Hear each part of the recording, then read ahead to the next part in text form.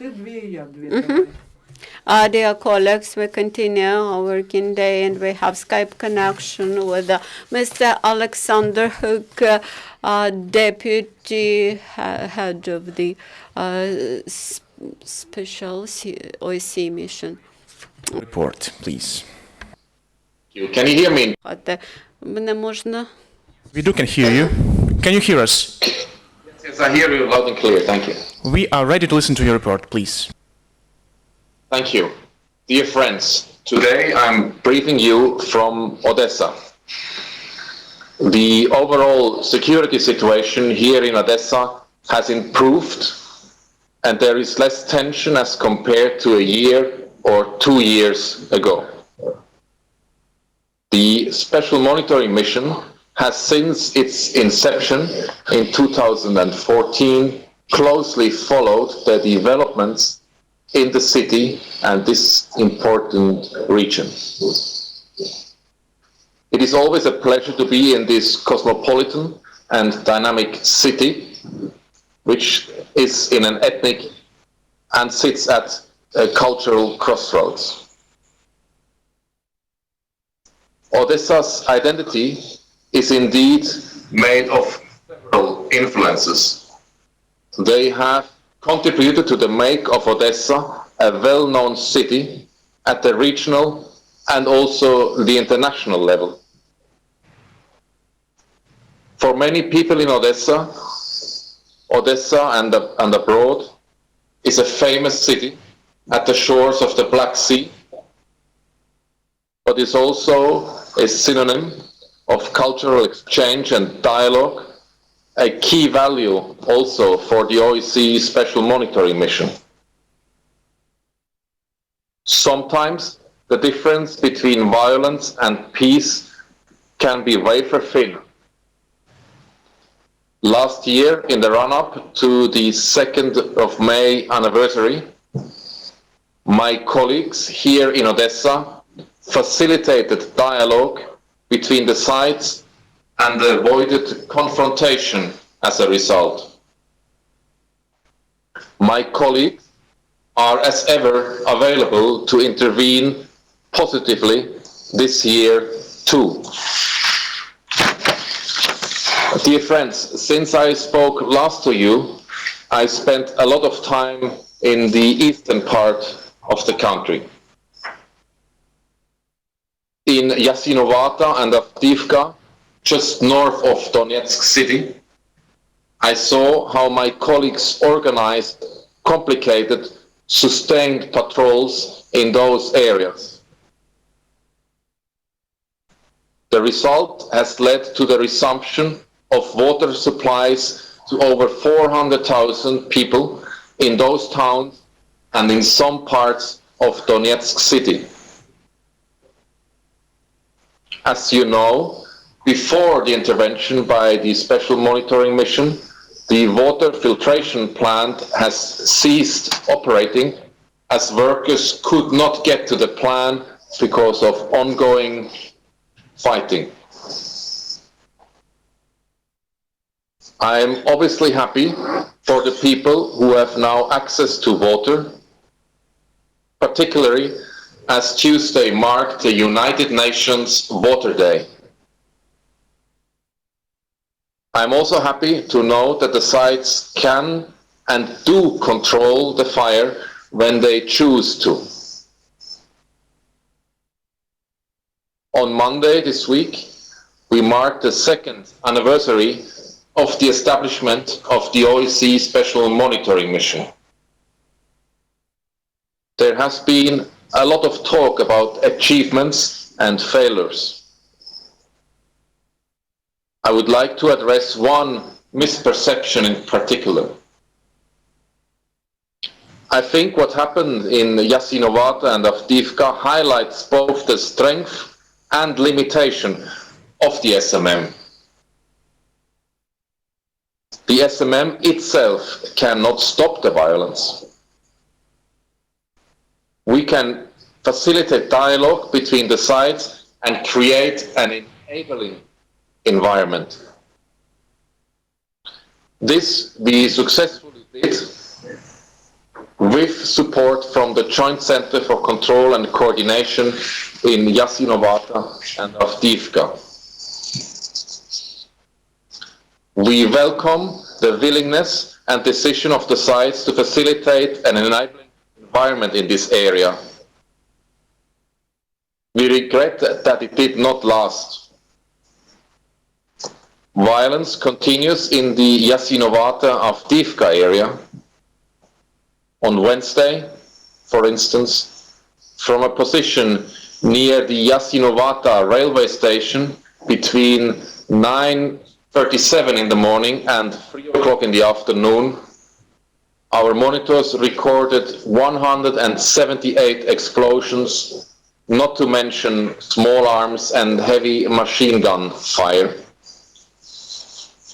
Yesterday, the so-called DPR actually refused to allow the SMM to patrol in Jasinovato.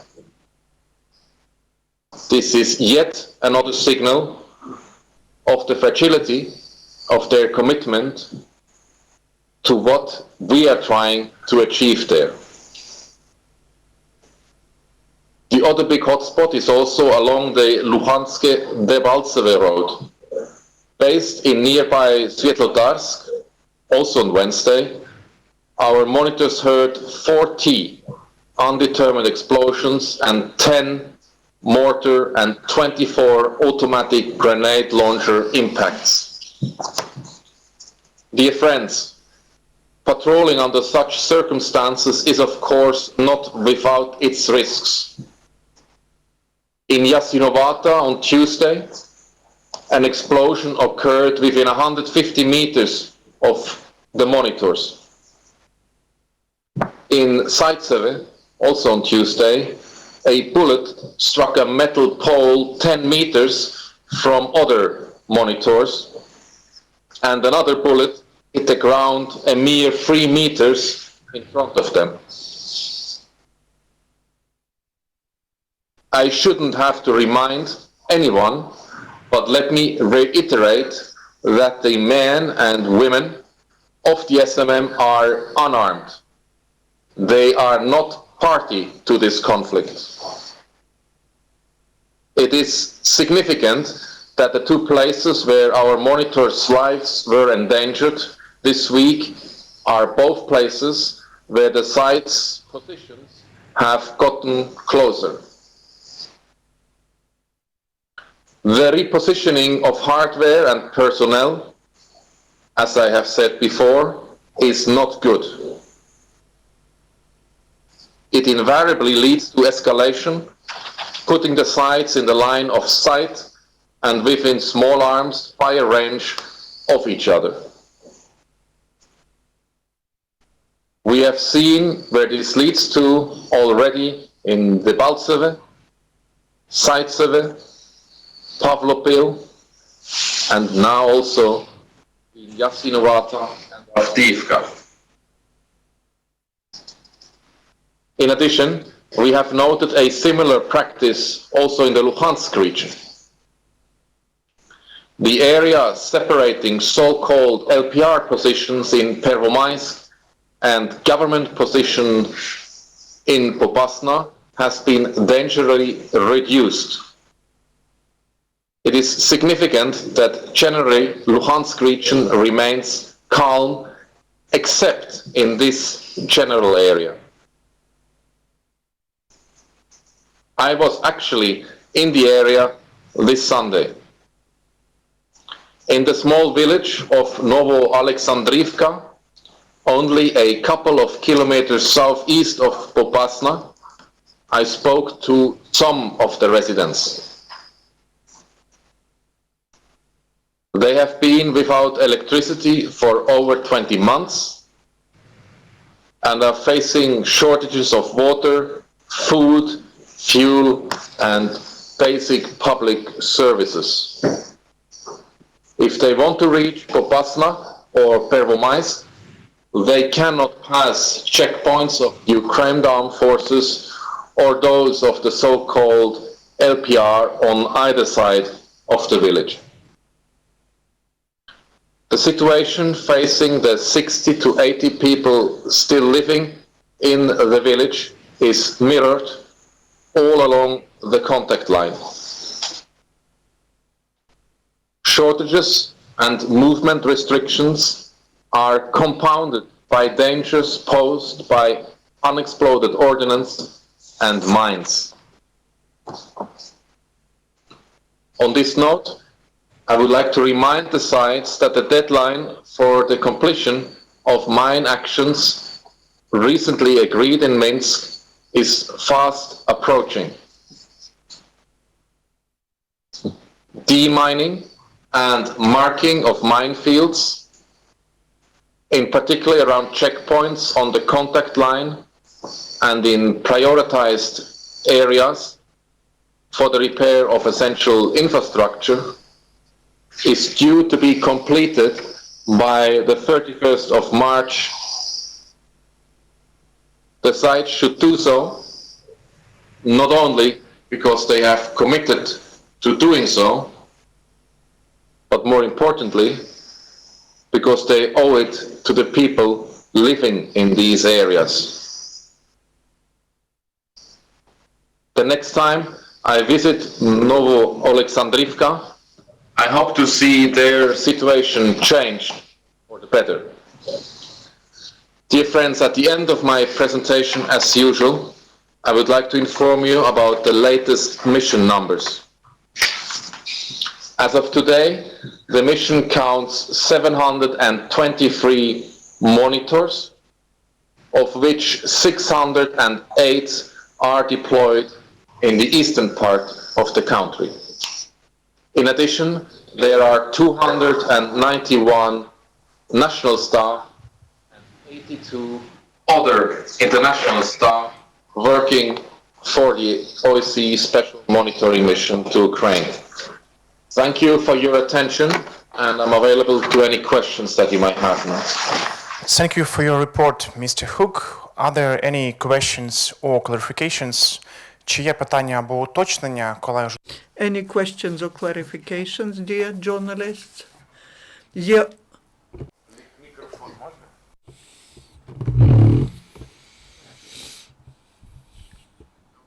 Good afternoon, Mr. Hug. The National Union of Journalists of Ukraine, Yevgen Grishenkov. I have a question.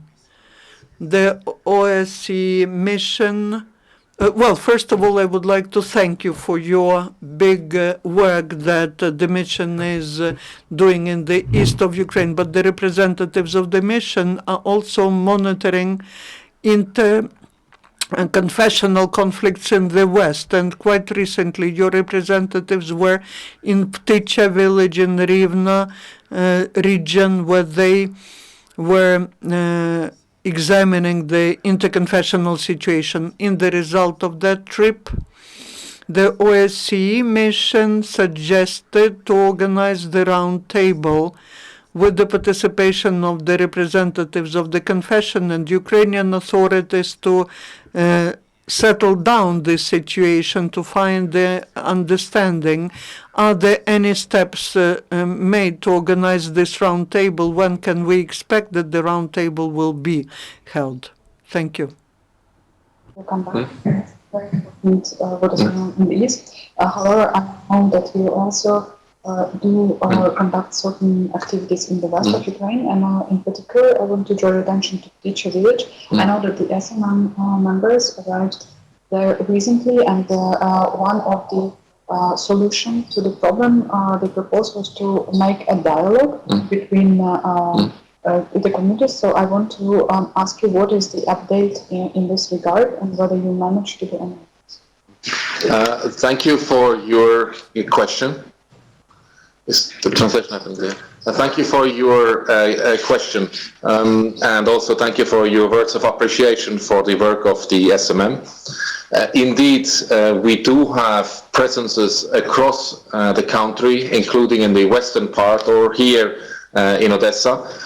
We have been reporting previously about our engagement with regard to the religious communities in the western part of the country. and I will make a reference to our daily report that we have been issuing on the 14th of January this year, where we have been updating the 57 participating states as well as the general public on our efforts to engage the communities there in a dialogue. And now we are continuing with this dialogue. The dialogue is not an output, a result in itself. It should serve the communities, and therefore this is a long and complex process.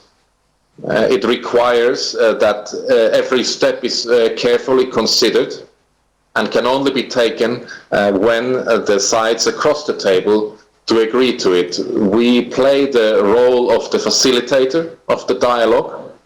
The dialogue itself, however, has to be conducted by the sides, and eventual agreements have to be based on that dialogue. We will be continuing to update you, journalists, and the 57 participating states should any new development come to our attention in this regard, and I refer you to our reporting that is made available daily on our website in 3 languages. Thank you. We do not have further questions, so at this point we're going to finish the press conference. Once again, thank you for your report and looking forward to seeing you here next week. Thank you. Thank you very much. Nice weekend. Thank you.